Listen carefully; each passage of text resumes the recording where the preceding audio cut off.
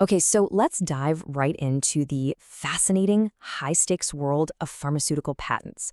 We're talking about a game where just a few extra months of market protection can be worth millions, sometimes even billions of dollars. And it all boils down to a set of rules that you might be surprised to learn are totally different depending on which side of the Atlantic you're on. So, first things first, let's just shatter a really common misconception. You hear 20-year patent, and you probably think, great, that's 2 decades of exclusive sales for a new drug. But is that how it really works? Well, the short answer is no, not even close.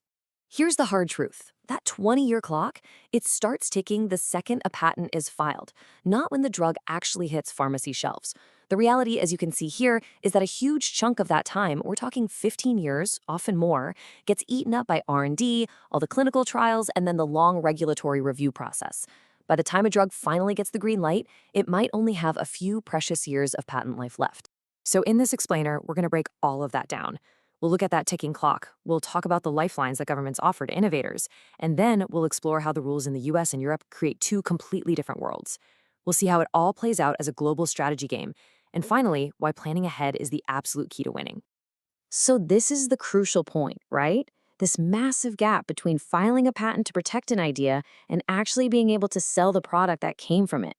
This isn't just some administrative delay. It's a huge challenge to the entire business model of drug innovation.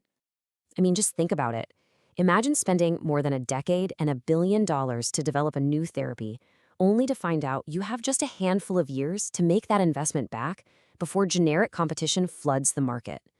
It creates this huge financial risk, and that's the core problem that these patent extensions we're about to talk about are designed to solve.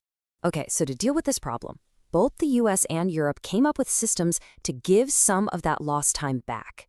They're basically a lifeline for innovators. But as we're about to see, they are not created equal. Over in the United States, this lifeline is called a patent term extension, or PTE for short. It's designed very specifically to compensate for the time a drug spends stuck in the review process at the Food and Drug Administration, the FDA. Now, in Europe, they have a similar idea, but it's called a Supplementary Protection Certificate, or SPC. It does the same basic job, but it operates as this unique, separate right that only kicks in after the main patent has already expired. Now, here's the catch. Even with these lifelines, there's a limit. Both systems put a cap on the extension. The absolute maximum you can get is 5 years. So they're helpful, for sure, but they're not a total recovery of all that time lost. You never get all of it back. Okay, this is where the global chess game really begins, because while the goal of these systems is pretty similar, the way they work is wildly different. And for any company trying to protect a product in both of these huge markets, understanding these differences is absolutely crucial. All right, first up, timing. In the US, it's pretty straightforward. Once the FDA gives you the thumbs up, a 60-day countdown begins to file for your extension. Simple. But in Europe, whoa. The clock starts ticking the moment the very first approval is granted anywhere in the entire European Economic Area. So a quick approval in, say, Germany starts the clock for your filings in France, Spain, Italy, everywhere else. And this next one, this is a huge deal. It's how they define a product. The definition in the US is way more flexible. You could potentially get an extension for a new formulation of an old drug. But in Europe, the rules are incredibly strict. The extension applies only to the core active ingredient, the actual chemical doing the work. This little detail trips up global teams all the time. And finally, the process itself is just a world apart. The US system is a centralized one-stop shop. You file one application with one office. Done.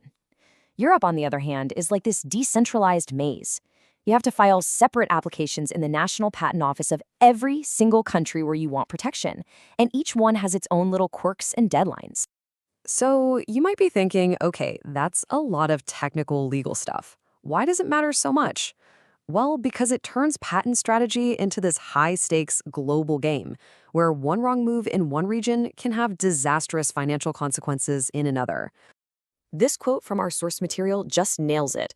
You simply cannot treat your US strategy and your European strategy like they exist in separate vacuums. A decision you make to speed up your FDA approval, for example, could directly and negatively impact how much protection you can get in Europe. It's all connected. So winning this game requires a coordinated playbook. It means your legal, your R&D, and your regulatory teams can't be off in their own silos. They have to be talking to each other from day one. It means writing patent claims that are clever enough to work under both sets of rules, and it means carefully managing your timelines on a global scale. And let's be crystal clear about the stakes here. This isn't just about legal paperwork. For a blockbuster drug, losing even a few months of market exclusivity can mean hundreds of millions of dollars in lost revenue. This kind of strategic coordination isn't just a good idea, it's critical financial risk management.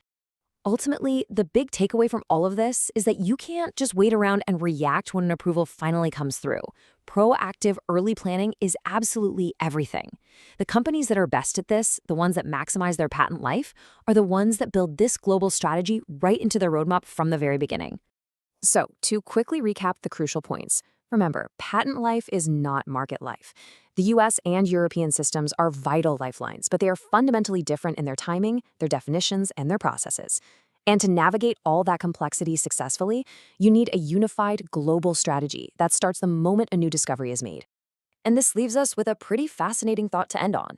In a world where a scientific breakthrough is only as valuable as the time you have to actually capitalize on it, has the game itself changed? You have to wonder, in the modern race for new medicine, maybe a brilliant legal strategy is just as vital as the scientific breakthrough itself.